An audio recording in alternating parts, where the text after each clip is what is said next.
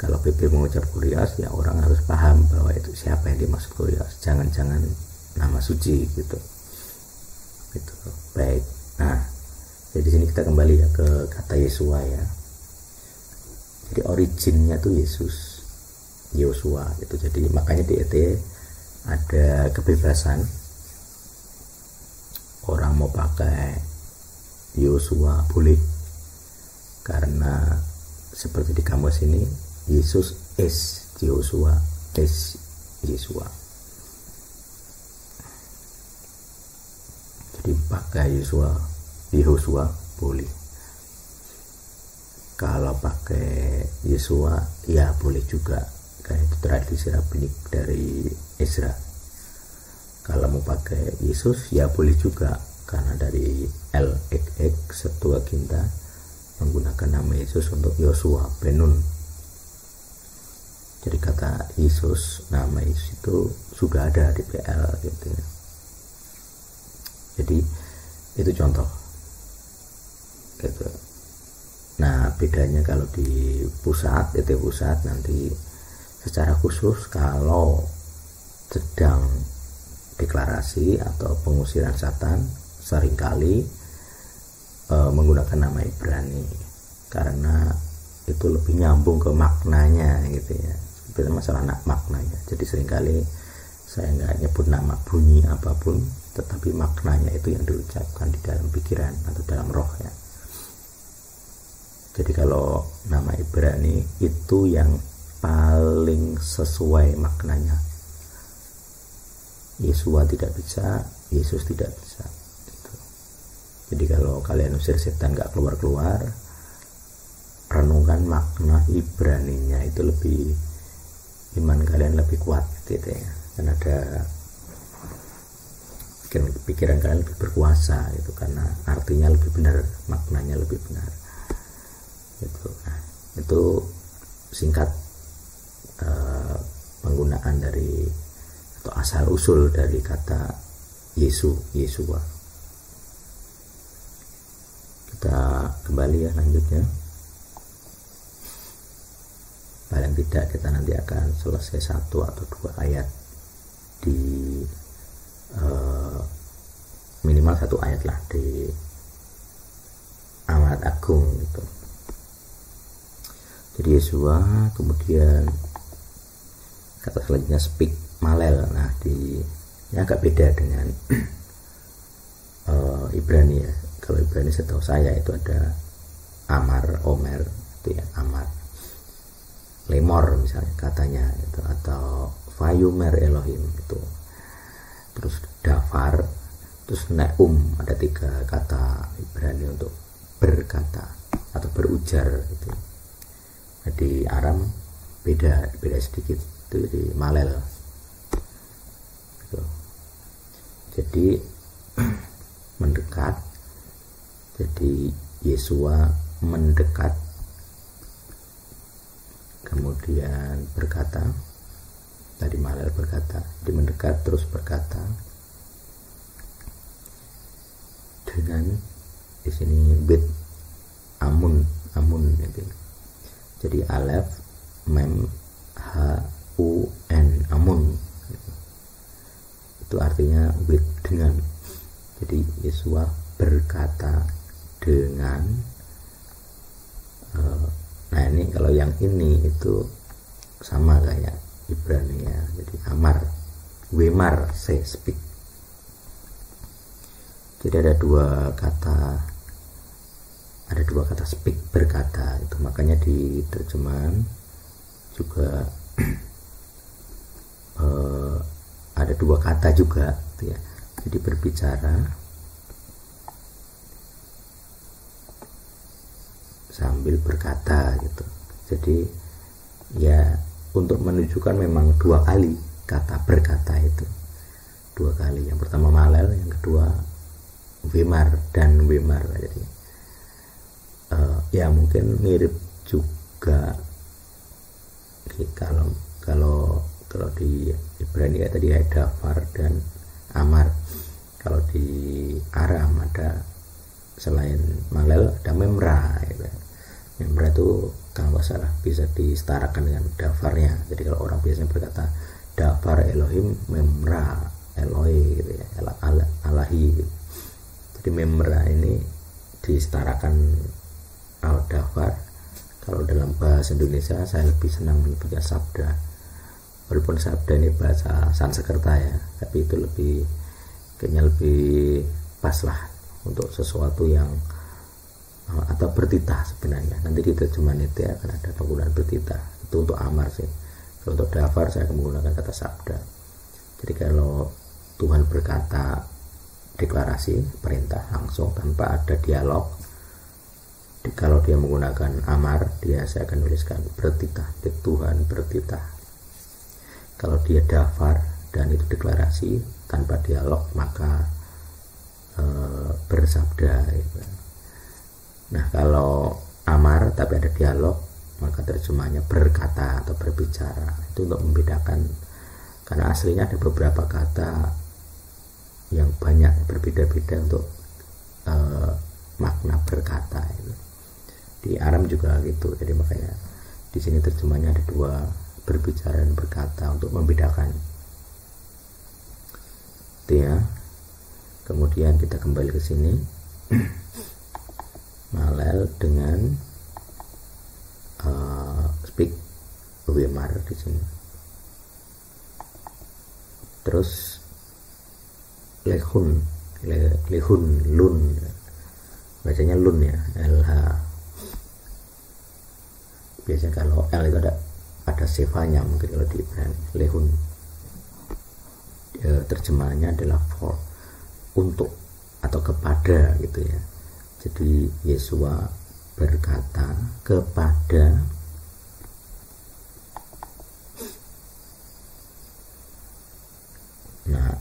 kepada siapa? Unnya itu kalau nggak salah ini setara dengan kem atau hen. Jadi hen atau hem ya. Jadi subjek ketiga jamak mereka gitu ya. Jadi Yesua berkata kepada mereka, lachem mirip sekali. Nah itu bisa diselidiki lanjut apakah memang lachun itu lachem gitu ya. Jadi lehum berkata, pokoknya itu kepada sosok subjek ketiga atau objek ya, orang ketiga maksud saya, orang ketiga atau objek. Nah ini give eti have give, ini li for gitu. Jadi ini mirip kayak Ibrani, jadi banyak kata sambung yang, jadi kalimatnya pendek-pendek, kalau diterjemahkan harus nambah sendiri gitu. Kalau kita di sini hanya dituliskan lehun apa tadi, lehun etihab, kepadaku. Nah kepada apa bisa telah diberikan gitu. Makanya kalau tadi bisa entah dia artinya lachem kepada mereka, atau ini kalau disambungkan dengan dua kata selanjutnya yaitu diberi, maka diterjemahkan kepadaku. Lahun itu berarti kepadaku, apa ini, etihab itu beri, pasif ya. Kalau ada t nya biasanya kayaknya ada pasif. Jadi diberikan kepadaku. Nah kunya nggak jelas itu yang mana itu. Jadi harus banyak belajar grammar dulu ya. Jadi pendek itu, jadi hanya diberikan padaku, nggak ada kata sambungnya. Jadi kalau kalau diterjemahkan ya ini sudah diberikan kepadaku gitu. Ini bisa kita bandingkan dengan terjemahan Inggrisnya. Jadi ada dua versi bahasa Inggris, yaitu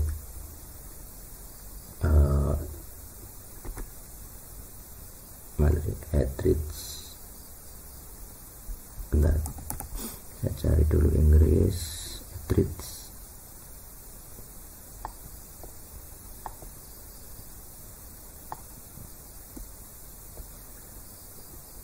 Etrich.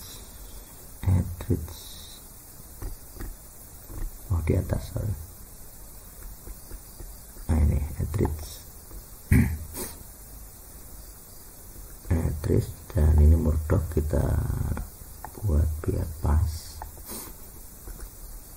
Jadi kalau Etrich itu dia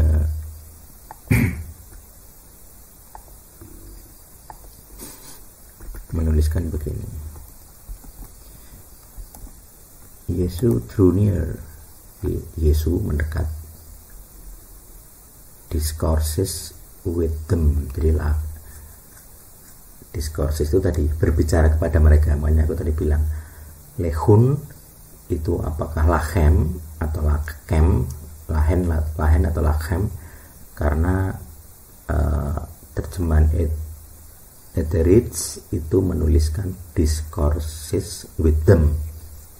Jadi itu kan kalau diberanikan lachem ya, lahen atau lachem.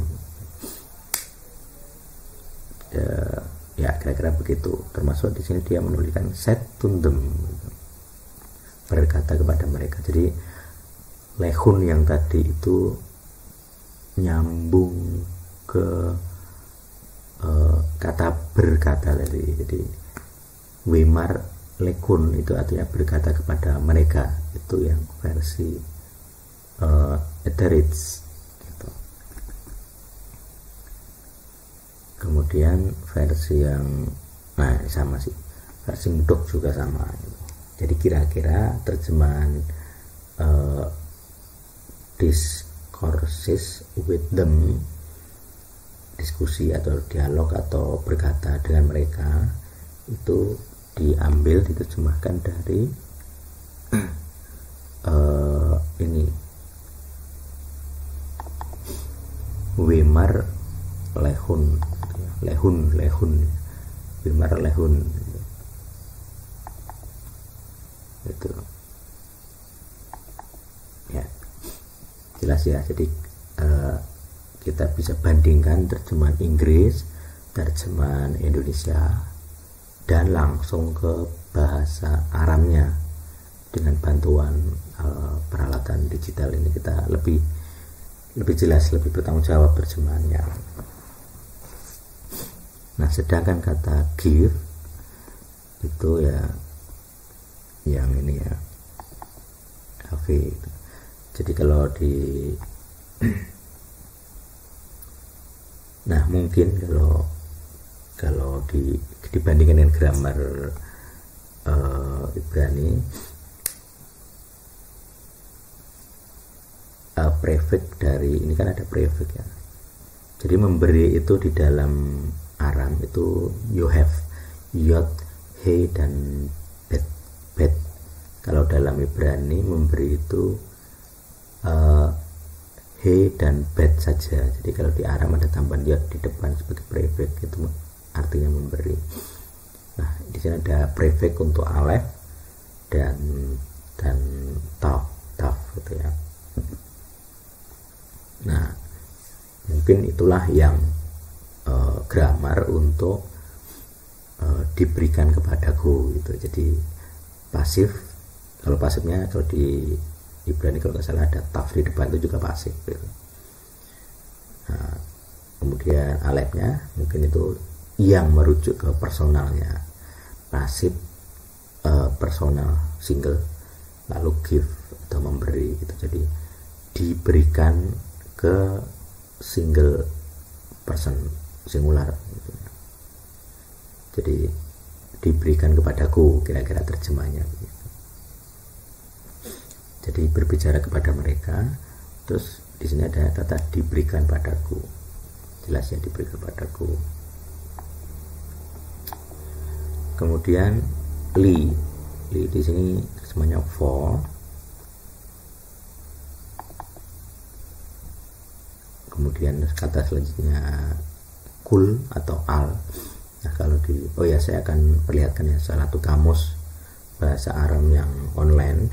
Jadi kita bisa buktikan setidaknya konfirmasi kedua kata give, you have, tadi di sini ada you have, yod, he, dan bet, itu kita bisa lihat eh, jadi nama atau kata give itu bisa kita bandingkan secara online. Jadi kalau di sini give at the have, itu kita di sini yo, ada yot, ada he dan bet, dan itu dibaca v ya, vav gitu ya. Atau v ya, bukan vav, sorry, ada dibaca v. Jadi you have, jadi bet di akhir kata dibaca v. Nah, ini dari leksikon yang ada di Jobber ini. Kita bisa bandingkan dengan kamus online dari Aram. Jadi kamus online ini dipelihara atau dibuat oleh komunitas ortodoks Syria atau orang-orang Assyria lah sebenarnya. Jadi orang Assyria mungkin nggak selalu Kristen, tapi mereka mendukung pelestarian budaya Assyria, Suriah.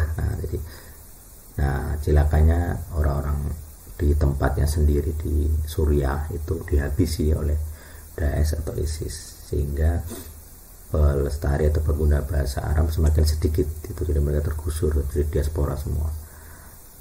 Tetapi diaspora Assyria di negara-negara lain di Eropa atau di Amerika sudah berusaha mempertahankan bahasa Arab ini dengan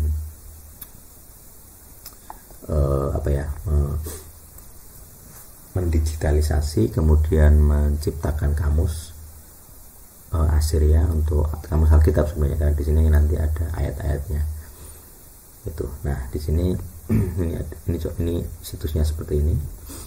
Tadi saya sudah buka untuk ada dua ini kita akan lihat kata give ya, kata give. Nah, itu ini give itu ini yot, ini he, ini bet, you have. Nah, ini paling jelas ini ya, sorry, yot, he dan bet. Itu betnya mirip dengan Ibrani. Nah, kata dasarnya dua, he dan bet. Nah, ternyata root kata dasar kata you have atau ya have, jadi ada dua versi dialek. Jadi ada dua versi dialek. Kalau kita lihat di sini ada tiga tingkat ya, word, lexeme, dan root gitu. Jadi kata give ini ada dua versi, itu Eastern dan Western. Jadi Aram Timur dan Aram Barat itu ada perbedaan dialek, terutama masalah bunyi ya. Jadi ada yang ya have, ada yang you have, ada o. Jadi bahasa Semitik memang begitu. Yang penting itu konsonannya. Ya, lanjut ya. Yang penting itu konsonannya. Jadi yot, he dan bet. Di sini ini yot, he dan bet gitu. Tapi kita coba lihat ya, untuk tadi Matius 28 ayat 18 kita bisa cari. Jadi kita cari mati sini kita cari yang Matius 28.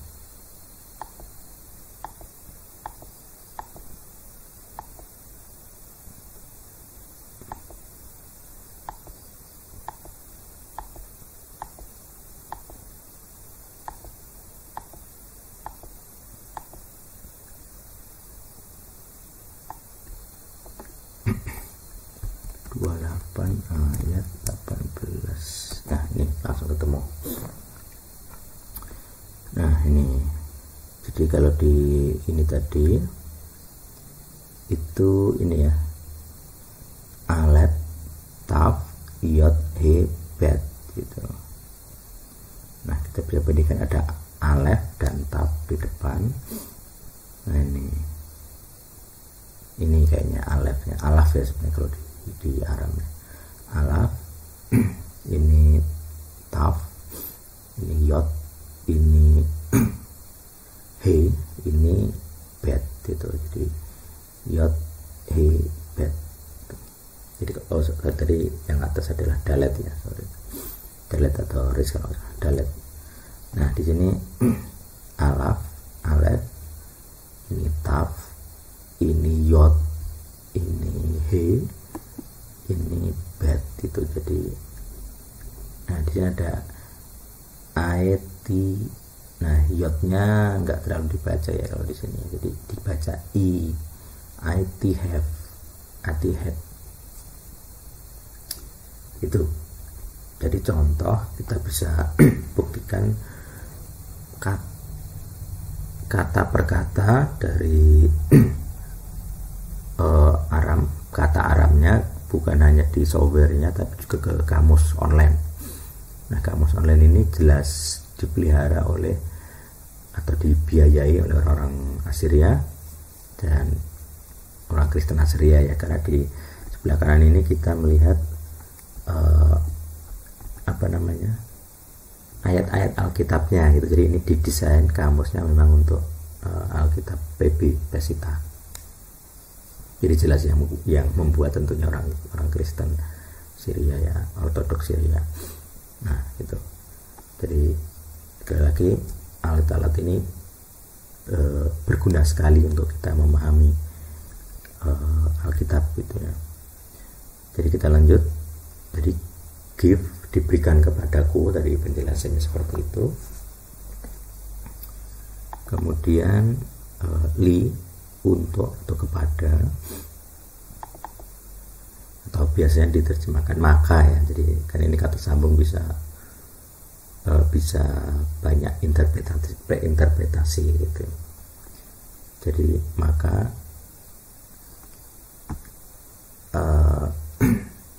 jadi diberikan kepadaku sehingga atau maka segala gitu. Jadi tadi karena struktur gramarnya memang verb dulu, keterangannya di belakang gitu kan. Jadi diberikan kepadaku, yang diberikan apa itu belum jelas gitu. Nah yang diberikan apa itu di sini kul, di sini ada all, every, whole, entirely, kul. Kalau di Ibrani itu kal, kaf dan lamet ini sama. Ini kaf dan lamet juga, cuman beda di tengah u nya, jadi 3 titik miring ini u, dibaca kul. Kalau di Ibrani ada kal, ada kol, huruf konsonannya sama, kol dan kal huruf konsonannya sama, beda di nikotnya atau tanda baca. Nah kalau di terjemahan itu nanti kol itu saya terjemahkan semua, sedangkan kal itu segala atau setiap gitu, untuk membedakan ya, karena konsonan sama tapi bunyinya beda. Jadi bisa kita terjemahkan segala gitu ya, atau semua sama. Every, all itu kan semua, every itu setiap gitu ya. Jadi tergantung penafsir penerjemahnya pakai yang mana. Kata selanjutnya adalah ini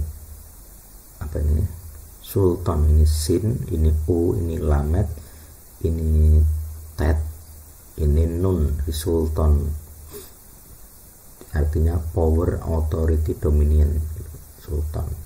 Jadi kalau di terjemahan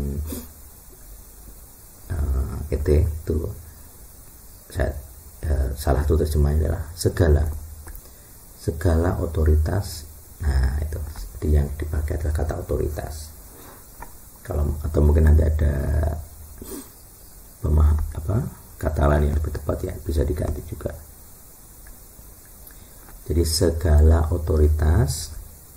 Nah yang kata selanjutnya adalah ini basmayo.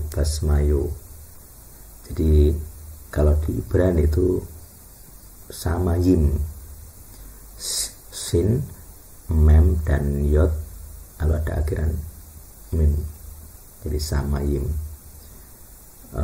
Kalau di sini itu sama yo. Nah bedanya akhiran m sofit dan alef itu dialek. Kalau saya anggapnya dialek, gitu. Sama seperti Yesua dan Yesus, akhiran A dan akhiran us gitu. Termasuk tadi dulu saya bahas transliterasi ke Arab itu juga begitu gitu ya. Yesua itu jadi ada ayinnya itu yang jadi variasi dialeknya gitu. Sedangkan yang intinya dari kata itu tetap sama, yaitu yod dan sin gitu. Nah, di sini sesama Semitik bahasanya juga sama gitu.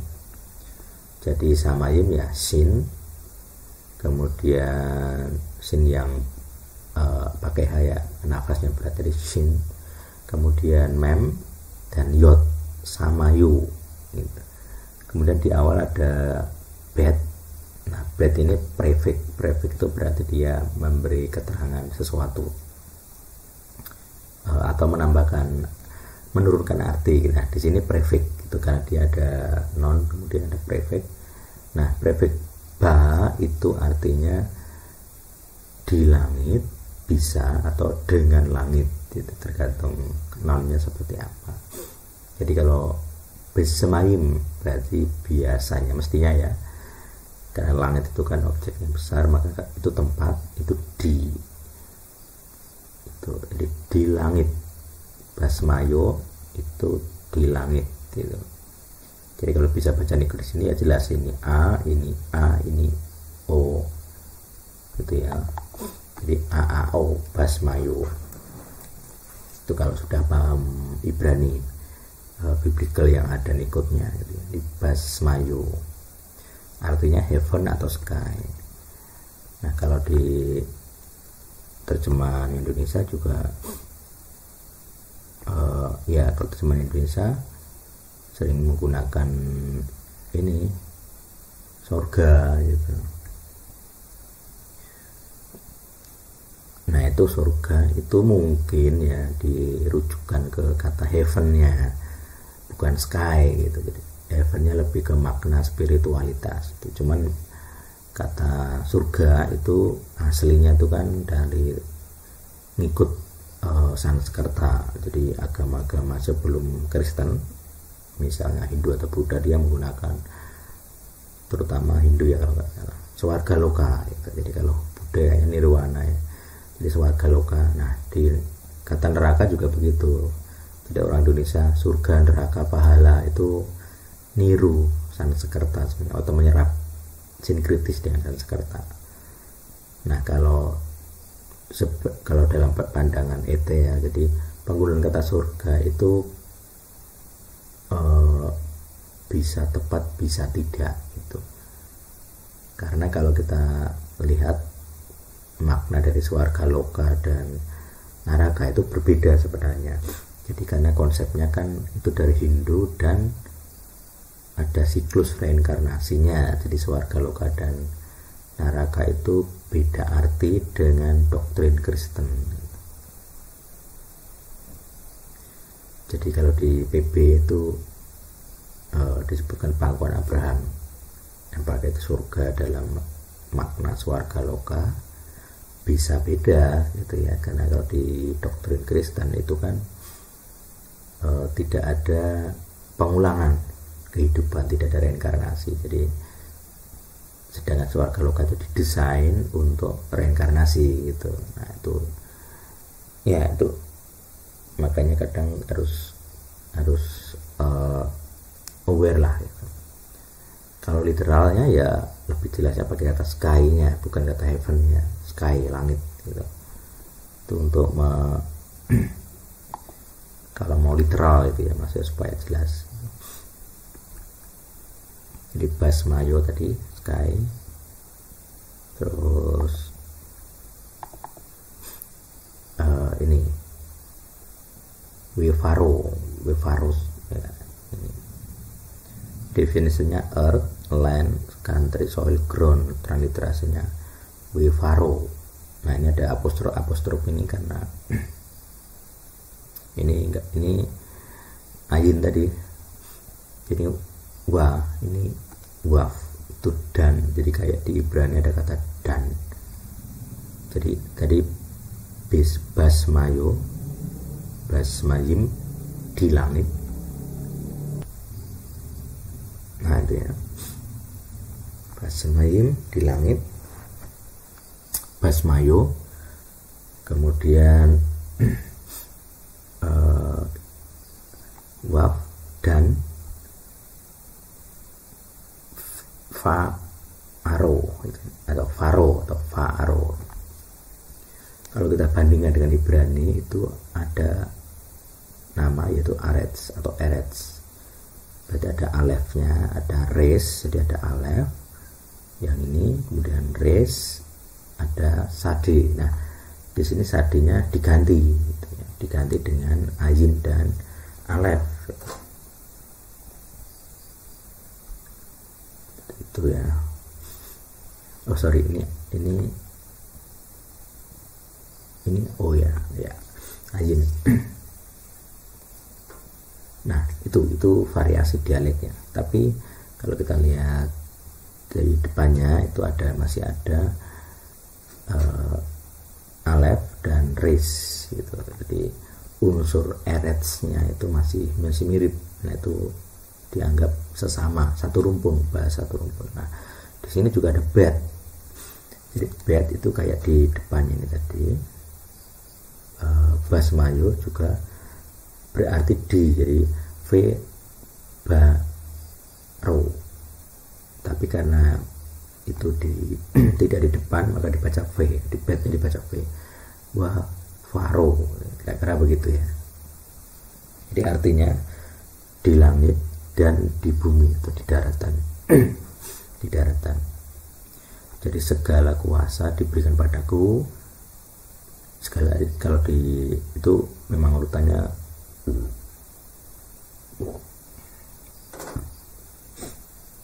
itu ya. Jadi urutannya diberikan kepadaku ya. Kemudian segala otoritas di langit di bumi. Jadi kalau diterjemahkan agak dibalik, SPOK-nya dibalik. Segala otoritas di langit dan di bumi telah diberikan kepadaku. Nah itu. Jadi terjemahnya kayaknya juga seperti itu. Segala otoritas di langit dan di bumi sudah atau telah diberikan kepadaku. Nah itu. Nah kemudian di bagian kedua selanjutnya itu nanti bedanya dengan teks Yunani gitu. Kalau kita lihat di semua terjemahan di sini itu tidak ada bagian pesita yang di akhir ini, nggak ada. Jadi hanya berhenti sampai di bumi tadi. Itu ya. Semuanya berhenti di bumi. Bahasa Inggris juga gitu. Di sampel-sampel bahasa Inggris all authority ini heaven and earth are given to me. Jadi tidak semuanya sama, given to me. Gitu. Jadi hanya membahas itu gitu.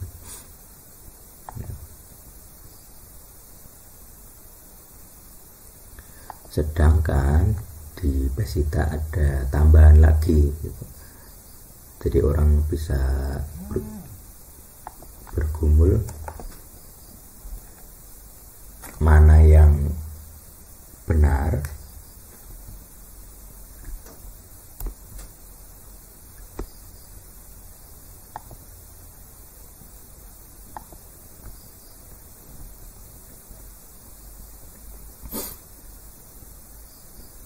Jadi saya lanjut ya, saya ulangi di pasal 18 ayat 18 di semua terjemahan Yunani berhenti sampai di kalimat ini tadi, segala otoritas diberikan padaku di surga dan di bumi. Itu saja. Bahasa Inggris juga sama gitu. Jadi unsurnya heaven earth given to me, itu saja, semua seperti itu. Karena di bahasa atau di teks Yunaninya kalau kita mengacu ke sini misalnya ini juga sama gitu. Jadi tidak ada tambahan lagi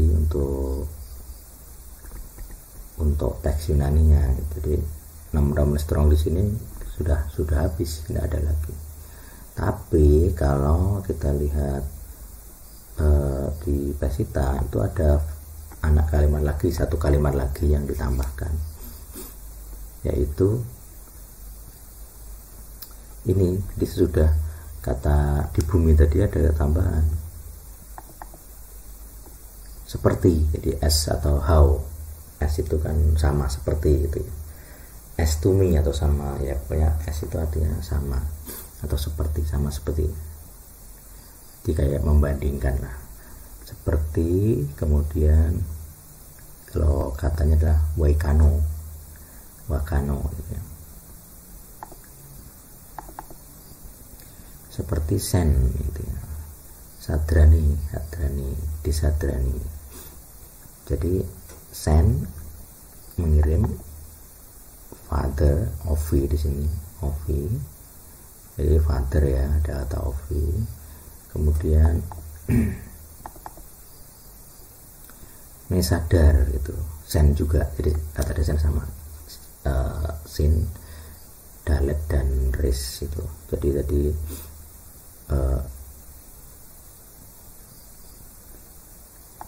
apa tadi? Disadrani, jadi dalet, sadrani. Kemudian ovi, jadi bapak mengirim, sama seperti bapak mengirim. Atau kalau kata lainnya adalah mengutus, jadi sama seperti bapak mengutus siapa? Mungkin akhiran i ini ya, yang kayak kalau di Ibrani itu ku. Jadi kalau akhiran i berarti ku. Walaupun kalau di Ibrani kalau i itu lebih ke kepemilikan, bukan sebagai objek gitu. Nah mungkin di sini kalau terjemahan Inggrisnya adalah ku, send me, atau mengutusku gitu. Jadi mengutusku bapak, jadi sama seperti bapak mengutusku.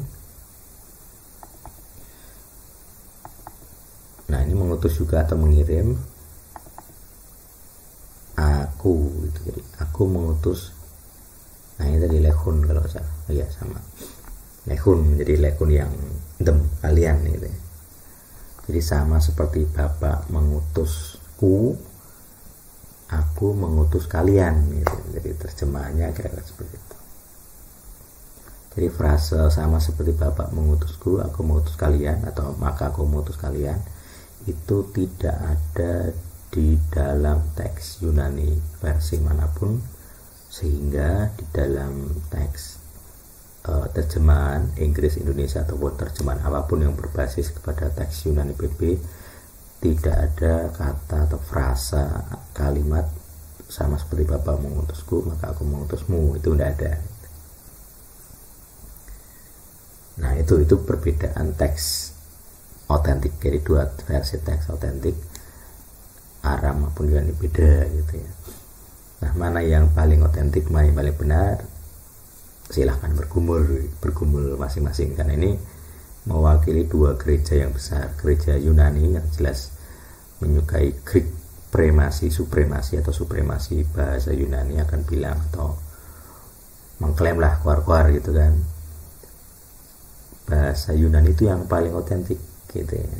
Jadi Pesita itu salinan dari Yunani. Tapi kalau di sini ya dia menyalin dari mana? Pesita menyalin dari mana itu? Kalau karena beda, kalimatnya berbeda. Jadi kemungkinannya ada dua penyalin dengan salah satu menambahkan gitu, yang versi Yunani. Jadi kedua salinan ini, jadi Pesita maupun Yunani, bersumber ke suatu kitab Ibrani, kemungkinannya begitu. Terus ketika disalin, nah itu ada variasi. Jadi kita lihat textual criticism untuk bahasa Yunani BB sangat banyak. Saya punya buku yang bahas itu gitu. Jadi ada dua atau lebih versi Yunani yang menghasilkan dua atau lebih versi terjemahan. Itu bisa jadi asik gitu nanti. Jadi orang-orang yang bilang Yunani itu otentik, paling otentik, itu nanti akan sangat bergumul kalau mengerti bahan yang akan saya bagikan nanti. Karena ternyata versi Yunani itu dua versi terus penulis misalnya Paulus nulis kitabnya dalam versi yang mana, kan gak mungkin sekali nulis 2 kitab yang berbeda, ngapain gitu. Nah, gejalanya adalah bahwa kedua kitab itu sama-sama terjemahan dari suatu kitab tunggal sumber, entah Aram atau Ibrani. Tapi kita lihat ada satu frasa Aram yang hilang dari Pesita, nggak ada di teks Yunani versi apapun. Berarti memang bisa jadi seakan-akan ada 3 sumber. Satu sumber Ibrani yang paling otentik diterjemahkan dalam 2 bahasa, Aram dan Yunani, dan mereka mengembangkan versi yang berbeda dari sumber yang sama gitu. Atau versi yang Aram adalah karena kata yang ditulis oleh Thomas. Jadi Thomas memiliki kesaksian yang berbeda tentang kalimat amanat agung. Jadi yang orang-orang yang menulis sumber Ibrani yang dipakai untuk menerjemahkan Yunani ini, karena Matius kan katanya sangat kental Ibraninya, nah itu berbeda dengan kesaksiannya Thomas, atau Thomas membaca kitab Matius direvisi, ya, mungkin bisa begitu. Jadi ada beberapa versi kitab kitab Matius terutama di sini untuk Amanat Agung. Jadi Amanat Agung pun ada 2 versi ya, gitu. Jadi silakan komunitas etik bergumul, Anda mau ikut aliran siapa, aliran Textus Receptus, aliran Bizantium yang Yunani ya, atau aliran Pesita gitu. Nah, ET Pusat akan pilih yang mana? ET Pusat akan secara resmi akan menggunakan Pesita karena pemahaman bahwa ini lebih semitik daripada yang Yunani. Yang Yunani tidak atau kurang semitik. Sesimpel itu sebenarnya alasannya. Gitu. Jadi terjemahan itu akan lebih condong ke Pesita daripada ke kitab-kitab Yunani. Itu ya, untuk kita sudah selesai 1 ayat. Jadi 1 sesi 1 ayat ya, nggak apa-apa ya. Tapi cukup dalam, dan yang jelas tadi saya ulang, saya rangkum ya. Masiah mendekati mereka dan berkata, segala otoritas telah diberikan kepadaku. Kemudian atau saya bacakan aja ya terjemahannya. Segala otoritas telah diberikan padaku, yaitu otoritas di langit dan di bumi gitu. Jadi segala otoritas di langit dan di bumi telah diberikan kepadaku.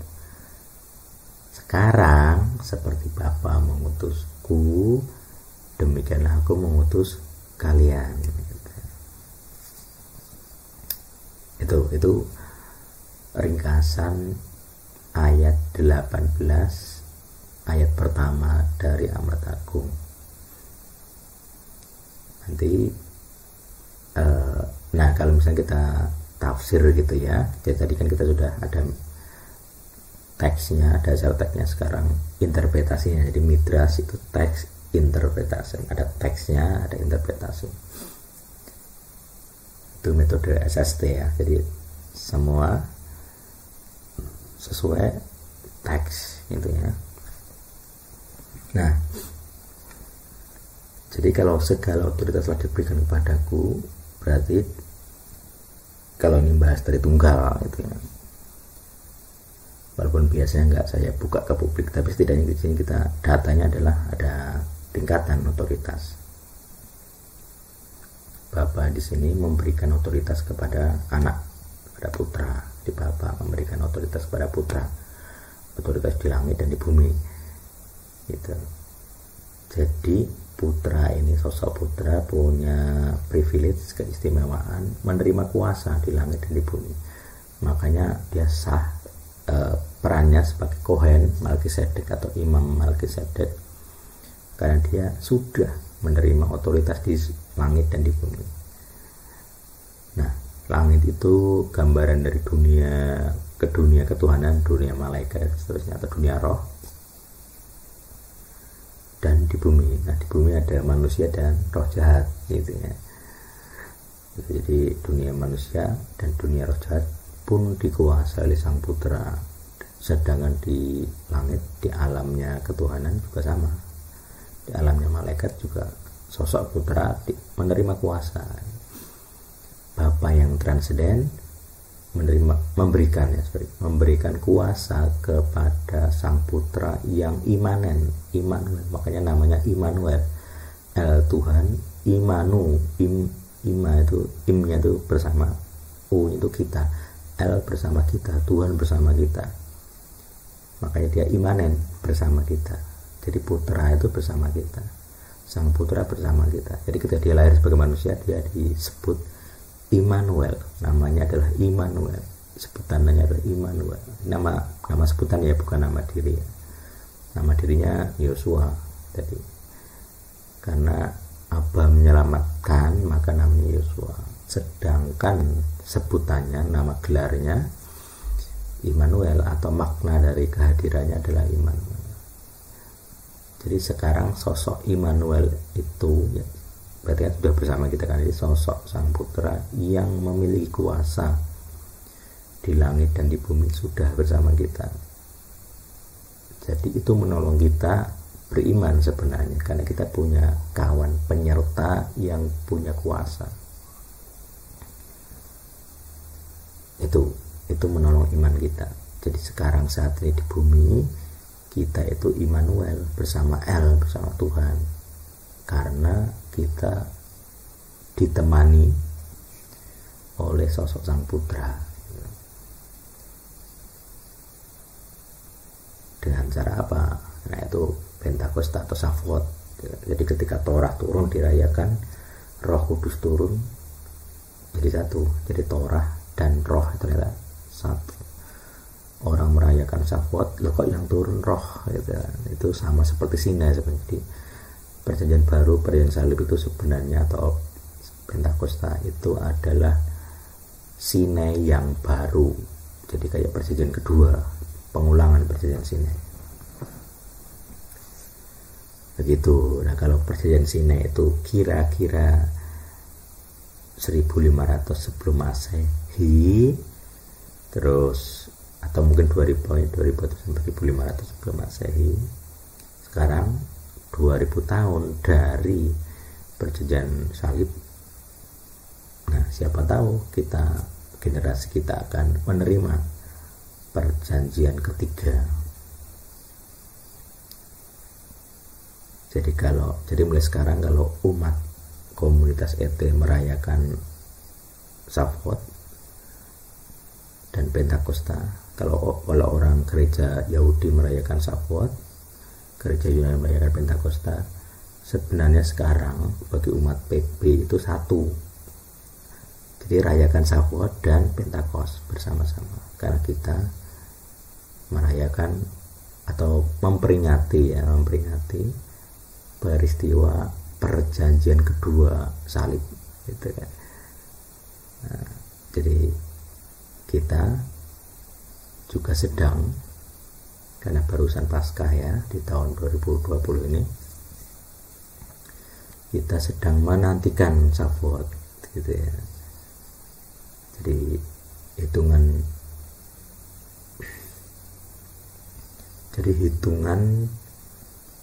ke-50 dari Minggu Paskah itu Shavuot. Jadi ketika orang Yahudi merayakan turunnya Torah di Sinai, maka Roh turun di dalam Pentakosta. Jadi Pentakosta ke-50 ya. Jadi hitungannya sama. Pentakosta adalah Shavuot. Jadi kalau kita belajar Alkitab harus jelas. Nah tadi Masiah Immanuel bersama kita, dia sosok yang punya otoritas di surga dan di bumi, dan sekarang dia mengutus kita gitu kan. Demikianlah dia mengutus kita. Sedangkan yang mengutus kita adalah sosok yang punya otoritas di surga dan di bumi. Dan makanya di ayat 20, aku menyertai senantiasa, itu karena yang saya omongkan tadi, Immanuel tadi. aku yang jadi akunya Tuhan itu punya otoritas di langit dan di bumi, tapi dia menyertai senantiasa. Nah, itu Immanuelnya di situ di ayat 20. Nah, jadi penjelasan saya tadi di ayat 20. Nah, jadi dari kata atau dari satu ayat saja kita bisa belajar panjang sekali ya. Jadi dari ayat 18 saja kita belajar sangat panjang, bahkan konsepnya bisa kemana-mana, bisa ke Tritunggal, bisa ke apa tadi, textual criticism, itu kan ada perbedaan teks. Jadi kalau di ET kita seperti ini ya, kita sudah terbiasa bahwa kita selalu berbicara data teks, kita berani bicara data teks.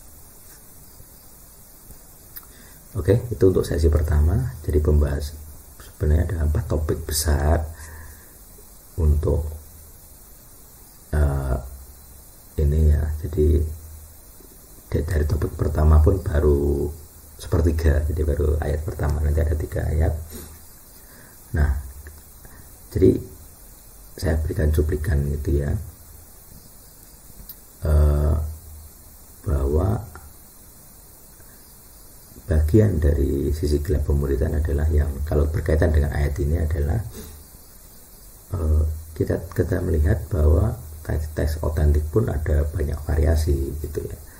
Jadi makanya di ET kita punya banyak faksi, banyak beragam golongan, ada Yunani, ada Ibrani, dan itu menjadi penolong kita untuk lebih toleransi. Tadi saya sudah tunjukkan sumber-sumber dari beragam nama, beragam aliran, punya masing-masing punya dasar, dan di ET kita bisa bersatu sebagai umat manusia. Dia punya kandang yang berbeda-beda, tapi kita satu gembala. ET pusat dan federasi ET bisa berbeda, tapi kita satu gembala gitu ya. Nah, itu dari ayat ini kita belajar. Saya fokuskan kepada Immanuel tadi, bahwa kita disertai sosok yang punya kuasa di langit dan di bumi, di darat dan bumi. Jadi kalau kita disertai sosok seperti itu, seberapa sukacita kita, seberapa bahagia kita. Makanya tidak ada hal-hal ketelanjangan, kemiskinan yang bisa memisahkan kita dari kasihnya gitu kan. Karena sebenarnya menyertainya senantiasa sampai akhir zaman. Itu yang kita pelajari pada malam hari ini dari sahabat ini. Semoga kita bisa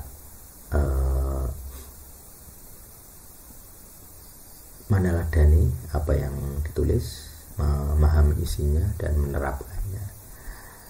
Biarlah siapapun yang menyebut nama Adonai atau berseru kepada nama Adonai akan diselamatkan, akan ditemani, disertai sosok El Elyon yang maha tinggi, sosok Immanuel yang punya kuasa di langit dan di bumi, yang menyertai senantiasa.